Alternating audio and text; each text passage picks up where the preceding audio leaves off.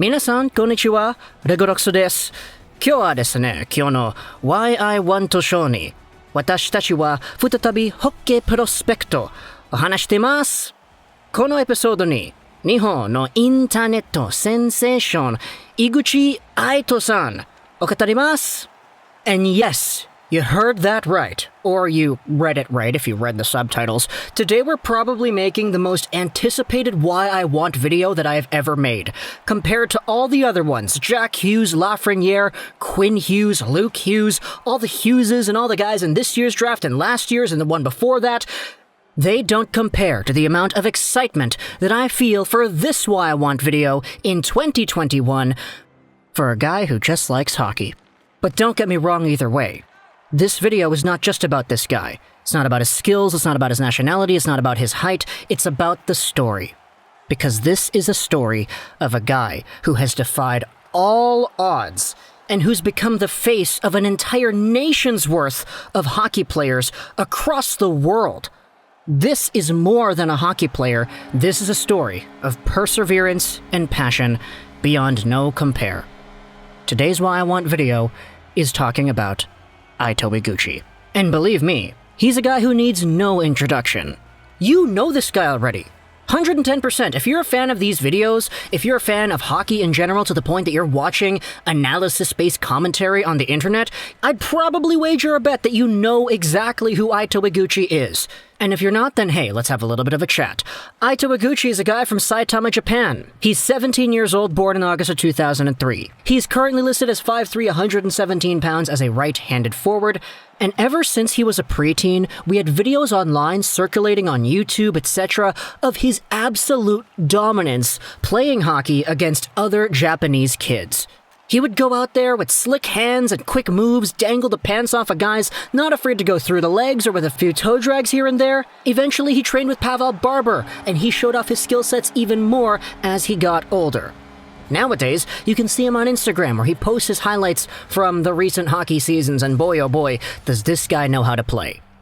But where did that all come from? Let's go over onto this Sportsnet article all the way back from 2019 and read just beyond the highlights of what Aito Iguchi's overall story is.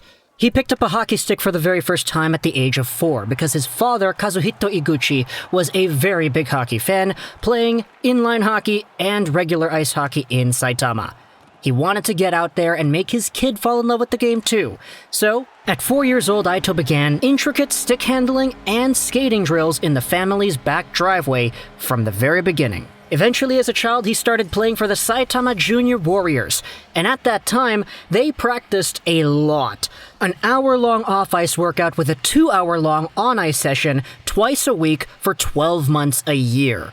It was described as an army camp of sorts. Just drills, drills, drills. But despite that fact, Aito Iguchi still thrived in these conditions, showed off his stick handling, played around with the puck a ton, and that was the early foundation as to how things went for him. Now, a little aside, why exactly were things like that? Well, because one of the guys that was actually helping out with the program was Vasily Pervyukin, a Soviet hockey player who suited up for that national team that won a boatload of gold medals all those years ago. Now, we actually made a video before talking about the Red Army hockey team, and we included Pervyukin on that roster. So this is the guy who helped out with the Saitama Junior Warriors club, and as a result, their development program was roughly based on the Russian development program, which is a lot of agility work, a lot of edge work. By the time they're 6, 7, or 8 years old, they're skating into tires backwards while crossing over and keeping their heads up. Yeah, that's tough. And as a result, the games that they played over there in Japan, all the goals were highlight reel goals. They wouldn't just pass it to each other once or twice. They'd be passing to each other 3, 4, 5 times, and doing the behind-the-leg toe drag up to their own skate, kicking it up, all of this at 6 years old. All the skill that you see today with Iguchi, the Saitama Junior Warriors had been doing by themselves when they were children. Now you may be thinking, okay, but it's playing against Japanese competition. They're winning games 30-0 here. Well, that's exactly why. At an early age, Aito Iguchi and his buds, they went over to North America and they played games against Canadian kids. In the Pat Quinn Classic in Burnaby, BC, Aito Iguchi won the scoring title in that little tournament with 23 points in 6 games. Those were kids that were a lot bigger and stronger, but his speed was elite, and he dominated there just as he did in Japan. You just see him turn it up a notch when he plays higher level competition. Eventually in 2015, he came back to BC and he suited up with the Langley Rivermen's 03 club, meaning that he was suiting up with Canadian kids that were his same age, and he wrapped up the little tournament stint he did with 11 points in 7 games as the Langley Rivermen ended up winning the Pee Wee Major Division I Gold Championship of 2016. So really good for him there. One thing's for certain, when he's in North America, he does well. When he is in Japan, he does even better. In 2019, he was drafted by the Waterloo Blackhawks in the USHL's Futures Draft, and the reason he was considered is because this guy at the USHL Combine had some really amazing highlights showing off that even when he's in North America playing against guys that are bigger than him, stronger than him, taller than him, he can still be effective. It's why he got drafted into the USHL, and we'll see if he actually eventually makes his way over there in the next few seasons. But that's not all he's done against guys his age and much bigger than him either. For Team Japan at the 2020 Division II Group A World Juniors in Lithuania, he made the team as a double underager, and he was a point-per-game player as Team Japan stormed the competition, winning every game they played against Great Britain, Lithuania, a few other countries over there. They had a plus 30 goal differential. They were incredible compared to everybody else. And Iguchi, even though he wasn't one of the top guys on the team in points, he was a double underager, still producing at a point-per-game rate, not bad in the slightest. It's so unfortunate that the other divisions of the World Juniors did not go on this year because of the entire pandemic, because we would have had another opportunity to seeing Iguchi take maybe a bigger role with the club. He's gotten older since then, and back then, he was 5'3", 117 pounds. We'll see if he's anywhere near that if he ends up going elsewhere this year. But either way, everywhere he has gone, he has been great. And ultimately with Aito Iguchi, the biggest problem is exposure. Iguchi is a guy who has dominated everywhere he has gone, but he grew up away from the eyes of NHL scouts, away from the programs to draw attention towards the NHL draft, away from competition that illustrates just how skilled he is compared to other guys his age, not just in Japan, but around the world.